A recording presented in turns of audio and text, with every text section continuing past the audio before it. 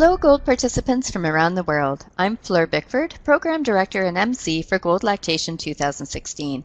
I'm chatting today with Diane Powers about her upcoming presentation titled Clinical Decision Making, When to Consider Using a Nipple Shield. So Diane, welcome and thank you for being with us today. I'm delighted. Thank you. So before we get started with talking about your presentation that's coming up, I'd love it if you could just tell us a little bit about yourself. My background is that I have a degree in history, and teaching was always my passion. I hadn't realized that teaching breastfeeding would become my life's work second to being a mother and parenting, and feeling that that was a primary calling for me. At first, I thought I would get involved with breastfeeding education just to keep my skills up on teaching. But then I became so intrigued by the science behind it that I had to know more and more and wanted to teach more and more. And so it's been a growth process now for about 43 years, a long time. And I'm still learning. Well, that's fantastic, and I think that's one of the great things about this field is the learning never stops, does it? No, it does not stop, and that's what's great. You know, and research is coming at us faster and faster, so it's more rewarding that way. For sure, there's definitely been kind of a big explosion of research in the last few years, which is really fascinating and quite exciting to see the changes. So speaking of changes, this year we are very excited with GOLD Lactation to be celebrating our 10th anniversary. So one of the things that we've been asking a lot of our speakers is, what is the biggest change you've seen during your career? And maybe what's one thing that's stayed the same over the years?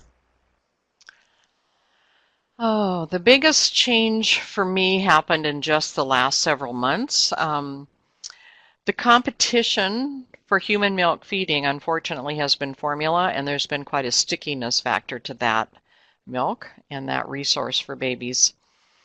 And trying to influence people to choose to provide their milk for their baby over time has been quite a mountain to climb, and we're doing much better in this century than we did before.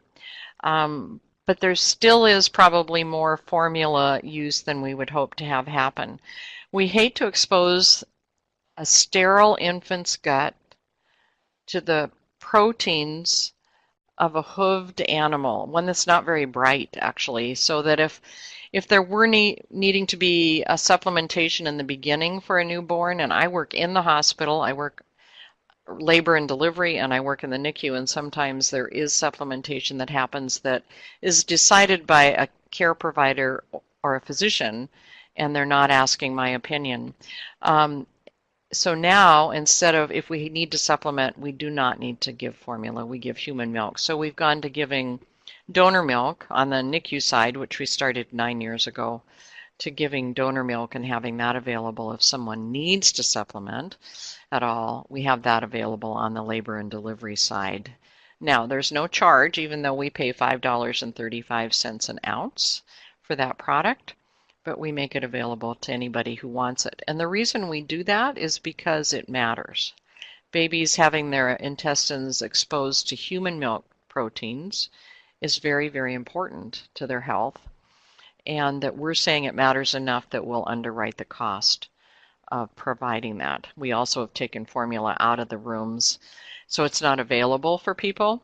And in part, this has been motivated by the Center for Disease Control in the United States and the Joint Commission for Hospitals in the United States, and their efforts in the last 5 years that there should be exclusive human milk feeding, at least while babies are in the hospital and assuming a mother is choosing to breastfeed.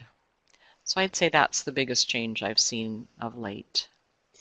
That's fantastic. What a wonderful thing for everyone, for the moms and the babies, to be able to have human milk when it's needed rather than formula. That's fantastic.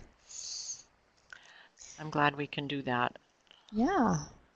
Okay, so now perhaps we can talk a little bit about your upcoming presentation. Maybe you can give us just a little bit of a sneak peek as to what we can expect during your presentation, and maybe tell us a little bit about what you hope the delegates will take away from your presentation and be able to take back to their workplaces with them. My focus for this presentation is going to be on the research and the results of that research that are out there. And really good information started being published in 1996 in the Journal of Human Lactation as it concerns nipple shields. And really, the publications happening forward from that have almost all been positive. There's still, unfortunately, a negative feedback or concern from some people about the use of nipple shields, and that maybe they shouldn't use them rather than just looking at them as one possible tool in our toolbox to help mothers. One thing we can try and see if it helps. If it doesn't help, we can try something else. So hopefully that they'll see that there is really quite a lot of evidence to support that we should consider using this tool, and not that everybody needs it by any means. And that's also what will show up in the research, is that I've published on it a couple of times along with my very good friend Vicki Bodley Tapia. And we had to look through like 4,200 charts to gather 287 names to put in one research project we did. So it's not that we're using it all the time, but we need to hear from the users, the mothers themselves who use it, what they think of it, rather than implying or assuming and putting on people our expectations on it. So it's important to always ask the end users what they think of a tool and if they think it's helpful or not. So looking at the research and what's been published on nipple shields will be the focus of this topic, this presentation.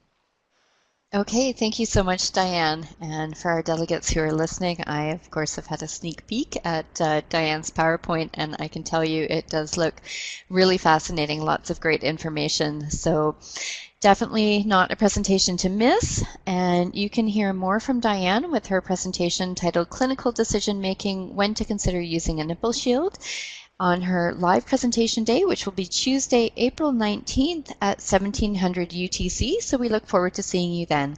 Goodbye for now, everyone.